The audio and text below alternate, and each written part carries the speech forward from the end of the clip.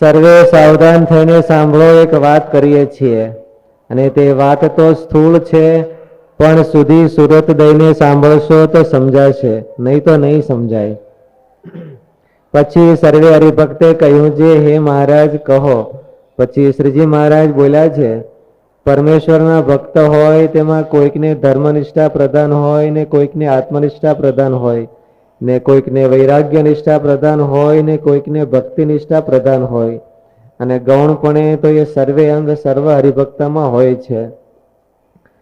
હવે જેને ભાગવત ધર્મનિષ્ઠા પ્રધાન હોય તે તો અહિંસા બ્રહ્મચર્યાદિક રૂપ જે પોતાનો વર્ણાશ્રમ સંબંધી સદાચાર તેને યુક્ત થકો નિર્દંભપણે કરીને ભગવાનને ભગવાનના ભક્તની સેવા ચાકરી કરવી તેને વિશે પ્રીતિએ યુક્ત વર્તે, અને તે ભક્તને ભગવાનના મંદિર કરવા તથા ભગવાન એમાં સેવા ચાકરી કરે એમાં મહત્વ દીધું મહારાજે કે શેને મહત્વ દીધું? સેવા કરે છે, નિયમ પાળે છે, એવું થયો ને અર્થ. જેને ભાગવત ધર્મ નિષ્ઠા પ્રધાન હોય, ભાગવત ધર્મ નો અંગ હોય તો એ શું કરે?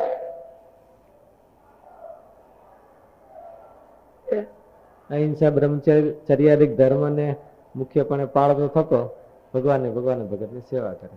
ગમે એટલી સેવા કરે તો એમાં બહાનું ન લે કે મને આમ આટલું આપણે આમ સેવા કરી છે તો આ એટલું ધીરું હોય તો હાલે. સેવા કરવી તો ભાગવત ધર્મ નો એક ઓલી છે. ભાગવત ધર્મ હું એકાંતિક ધર્મ ની અંગ છે. સેવા તો કરે છે. સેવા કરતો કરતો વૈરાગ ઓછો ન મૂકે, વૈરાગ ઢીલો ન પડવા દે.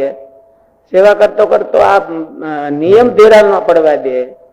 સેવા કરતો કરતો ભગવાનમાં હેત ઢીલું ન થવા દે તો એને અંકિત થાય. સામાન્ય બધી પ્રવૃત્તિ કરતો હોય તો એ અંગમાં ન આવે. સામાન્ય પ્રવૃત્તિ તો બધાને કમ્પલસરી કરવાની જ હોય. એમ સામાન્ય પ્રવૃત્તિ તો બધાને કમ્પલસરી કરવાની હોય. ખાવા પીવાનું બધા ભારત ક્યાં સ્વામીની વાતોમાં લખ્યું, કેટલાક છે કોમ્પ્યુટર હાકે છે ને કેટલાક છે ઓલે ઢોર ચારવા જાય છે, પાણી ભરે છે, રસોઈ કરે છે, તો એ તો બધી વ્યવહાર છે તો કરવું જોઈએ. એ તો કરવું જોઈએ. ઓફિસ હકાવે છે, કેટલાક સંસ્થાઓ હકાવે છે સંચાલક થઈને, એ તો બધા બોલું કરવું જોઈએ. એમ તેમાં કઈ તમારું અંગ નથી કે સંચાલન તમે બોલું સંસ્થા હકાવો છો, એ તમારું અંગ છે. સંસ્થા હકાવો એ તો બધું કરવું જોઈએ, પણ એમાંથી તમે સાઈડમાં શું કરો છો? તમારા જીવના કલ્યાણને માટે અથવા તો એના કરતા વધારે મહારાજને રાજી કરવા માટે તમે શું ડેવલપ કરો છો? તો એ તમારું ઓલું તો કરવું જ જોઈએ. સેવા બધા કરતા હોય, પણ સેવા કરતા તમે કોની રક્ષા કરો છો? વૈરાગની રક્ષા કરો છો? નિયમ ધર્મની રક્ષા કરો છો? અથવા તો તમારી ભક્તિ અખંડ જોડી રાખો છો? અથવા તમારી આત્મનિષ્ઠા અખંડ જોડી રાખો છો? આત્મનિષ્ઠાનું અનુસંધાન રાખી દો. આત્મનિષ્ઠાનું અનુસંધાન રાખવું એટલે હું આત્મા આત્મા એમ માળા ફેરવી ક્રિયામાં અનુસંધાન રાખો, નિર્લેપ ભાવ રાખો. આત્માનો મુખ્ય ગુણ હો અસંગત્વ, અસંગત્વ, અદંભિત્વ, અમાનિત્વ. નિર્લેપ ભાવ તમે ડેવલપ કરો છો કે સંસ્થા હટાવો છો કે તમે કઈક કોઈ સેવા કરો છો કોઈ વિભાગમાં? એમાં તમે નિર્લેપ ભાવ ડેવલપ કરતા હો તો અંગ કયું કહેવાય? આત્મનિષ્ઠા. તો આત્મનિષ્ઠા. અને એમાં તમે ભગવાનમાં પ્રેમ ડેવલપ કરતા હો એના માધ્યમથી તો ભક્તિનો. એવી રીતે એના દ્વારા તમે નિયમની દ્રઢતા કરતા હો તો તમારે ભાગવત ધર્મ. હવ કરે છે એ તો કરવાનું જ છે. હવ કરે છે એના કરતા હું વધારે કરું છું તો મારું અંગ કઈ નક્કી થઈ જાય એવું ન હોય. હવ કરે છે એ તો આપણે કરીએ જ છીએ. તો ભાઈ મેં ઓલું ભાગવત ધર્મ નિષ્ઠા હોય તો એને પછી આરતીમાં જવું કે નહીં?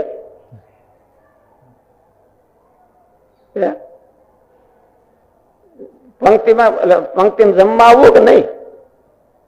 વૈરાગ નિષ્ઠા પ્રધાન હોય તો પંક્તિમાં જમવા આવવું કે નહીં?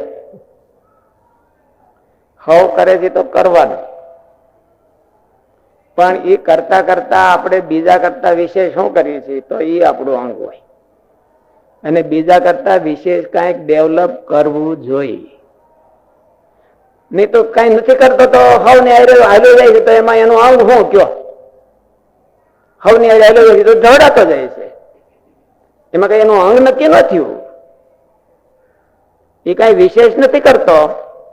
અંગ એટલે વિશેષ કોમન છે, બધાને સવાર 5 વાગે ઉઠવાનું એટલે અંગ કહેવાય. એ બધા ઉઠે છે, બેલ મોટો પડે છે, માથામાં ઘણ વાગે એની ગોળે એટલે બધા ઉઠે છે. એ કઈ થોડો અંક થઈ ગયું કેવાય. એ 5 વાગે ને 4 વાગે દરરોજ ઉઠી જતો હોય તો એનું અંગ કહેવાય, અને 6 વાગે ઉઠી જતો હોય તો એનું અંગ કહેવાય.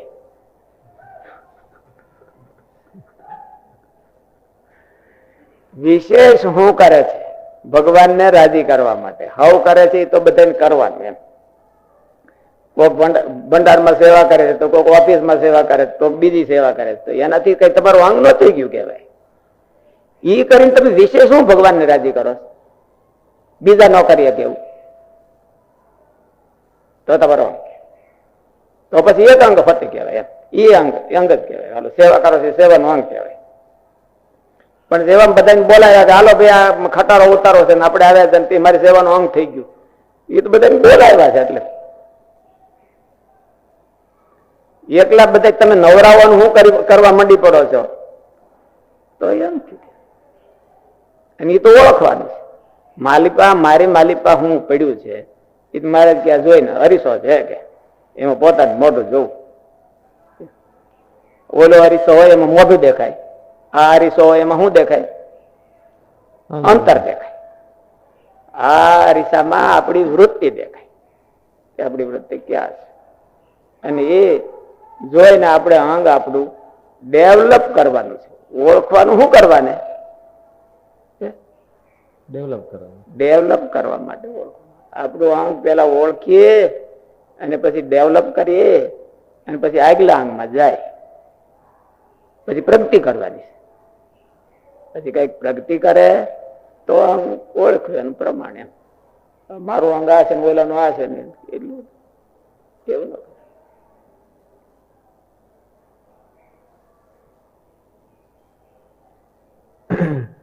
અને તે ભક્તને ભગવાનના મંદિર કરવા તથા ભગવાનને અર્થે બાગ બગીચા કરવા તેને વિશે રુચિ વર્તે, તથા ભગવાનને નાના પ્રકારના નૈવેદ્ય ધરવા તેમાં રુચિ વર્તે. ભગવાનને નાના પ્રકારના નૈવેદ્ય ધરવા એમાં રુચિ વર્તે તો એ ભક્તિનું અંગ કહેવાય કે ભાગવત ધર્મ? તો પછી ભક્તિ વાળો શું કરવાનો? ભક્તિ વાળાના અંગમાં શું કીધું? ભાગવત ધર્મ વાંચો ને પછી ભક્તિ નું અંગ વાંચો, અને પછી ડિફરન્સ શું આવ્યો? એમ પછી આપણે ક્યાં મળીએ છીએ એમ જોવું.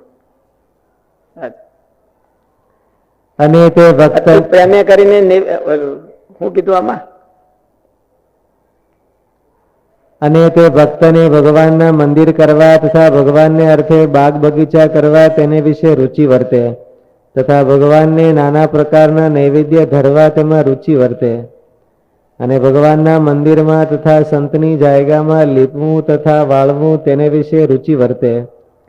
અને ભગવાનની શ્રવણ કીર્તનાદિક જે ભક્તિ તેને નિર્દંભપણે કરે. આ તો બધી ભક્તિ આવી કે ભાગવત ધર્મ આવ્યો? તો ભક્તિ વાંચો. અને તે ધર્મનિષ્ઠા વાળા ભક્તને ભાગવત ધર્મે યુક્ત એવું જે શાસ્ત્ર તેના શ્રવણ કીર્તનાદિક વિશે મૂળ અંગ ઓળખવાનું તો શાસ્ત્ર, સંગ, વ્યક્તિનો સંગ. વ્યક્તિ કોની હારે આપણને રુચિ થાય છે? આપણે કાંઈ નવરા હોય તો કોનું મોઢું હોંગવાની ઈચ્છા થાય છે?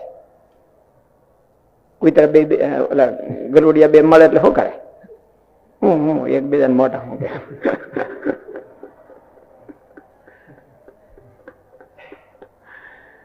મિત્ર રમતા ભેળા ગલુડિયા રમતા ભેળા કે નહીં? એ એમણે બેઠા આમ મોડખોલી પડ્યા હોય એમ નહીં હો. એ ગેલ માં આવે તે રમતા ભેળા કે નહીં? વોચ કરવું જોઈએ. એકબીજાને મોઢા માંગે. એટલે આપણે ગેલમાં આવી ત્યારે કોનું મોઢું હોંકવા જાય?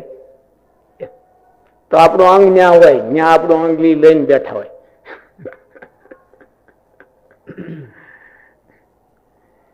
જેની હારે મેચ થાય એની હારે આપણે અંગની એકતા હોય. એટલે આપણું ન દેખાય તો કઈ નહીં, એનું દેખાઈ જાય તો આપણે એનું અનુમાન કરીએ કે એવું આપણું હશે.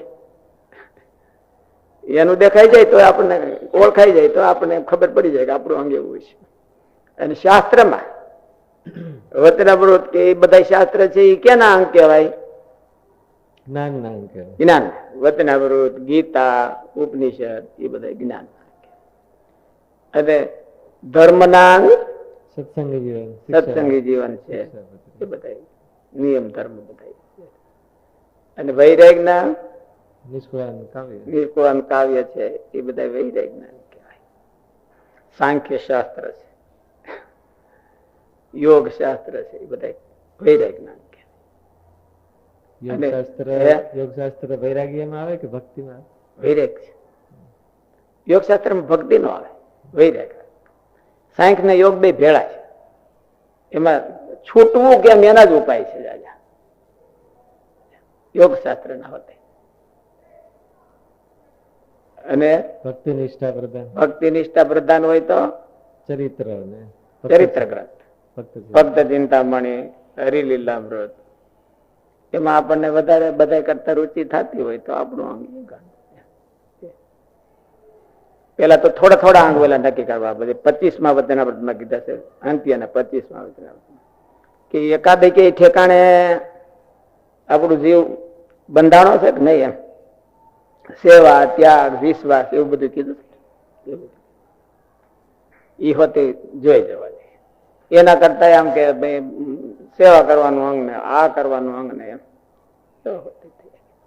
જેને કરીને આપણે ક્યાંક મન ભગવાનમાં રાખીએ કે આપણું અંતઃકરણ ને ભગવાનમાં રાખીએ કે ભગવાન સંબંધી ક્રિયામાં રાખીએ કે રસ લઈને, એ આપણું અંગ કહેવાય. એની પાછું ભગવાનને કઈક ભગવાનને ઉપયોગમાં થતું હોવું જોઈએ. ભગવાનને તો આપણે અંગ તો કોમ્પ્યુટર બેસીએ તો 2 કલાક વહી જાય તો એ અંગ કહેવાય કે ન કહેવાય?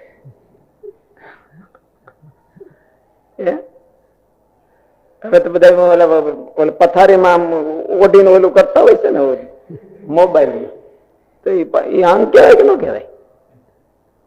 કારણ કે રહ ને અંગ કહેવાય. તો એમાં રહ છે તો અંગ કહેવાય કે ન કહેવાય? વ્યસન કહેવાય, અંગ ન કહેવાય. અંગ કોને કહેવાય?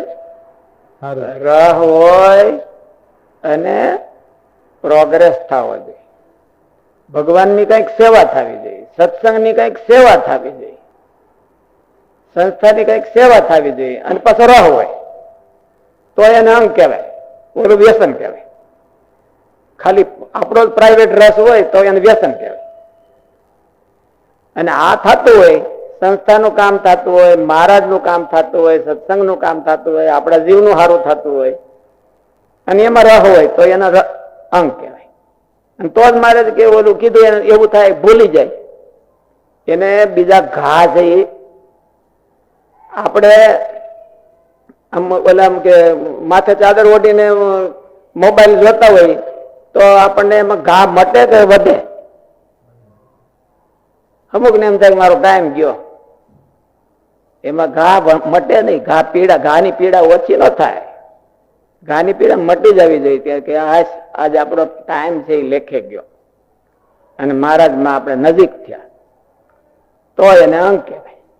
ખાલી રહ ને અંગ નો કહેવાય. આમ તો અંગ નો અર્થ મારે રહ કીધું. Core competition, core interest, core interest.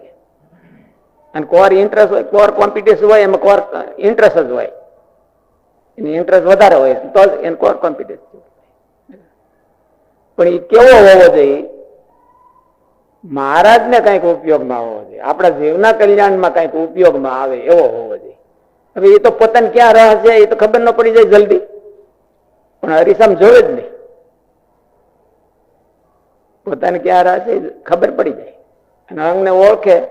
અને જેમ આવું વ્યસન હોય એમાં ક્યાંક હારો પણ રસ હોય. મારા જેવું કીધું, સત્સંગમાં આવ્યા હોય તો હારા રસ વિના તો કોઈ દી આવે નહીં કોઈ. એટલે હારો રસ હોય એને કોઈ દિવસ એ પોઈન્ટ આઉટ કરતા નથી અને ડેવલપ કરવા માટે પ્રયત્ન નથી કરતા. એટલે એ એમને રહી જાય, ઓલો નબળો વધી જાય, નબળો રસ વધી જાય એટલે પછી ફગાવે જાય. મારે કે ઓળખે નહીં તો